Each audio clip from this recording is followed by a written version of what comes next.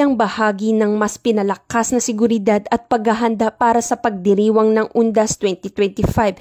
Personal na nagsagawa ng ocular inspection si Police Brigadier General Jovencio S. Badua Jr., Acting Regional Director ng Police Regional Office Mimaropa sa mga pangunahing sementeryo sa lungsod ng Calapan.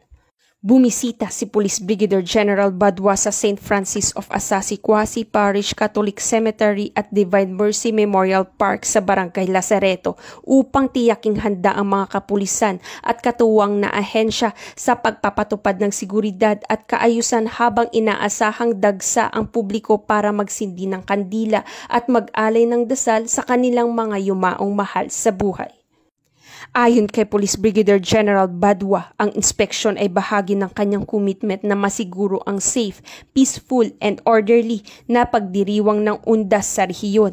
Pinatitiyak niya na ang lahat ng pulis at force multipliers na nasa tamang deployment, alerto at may sapat na kagamitan upang magbigay ng serbisyo at tulong sa publiko. Dagdag pa ng opisyal, nagpapatuloy ang koordinasyon sa iba't ibang lokal na pamahalaan at emergency response unit upang maiwasan ang anumang insidente at masiguro ang kaligtasan ng mga dadalaw sa sementeryo sa darating na undas. Mula dito sa Calapan City, Oriental, Mindoro, ako ang inyong PNN Correspondent Patrolwoman Eloisa Joy Beredo, alagad ng batas, taga-taguyod ng Balitang Pulis.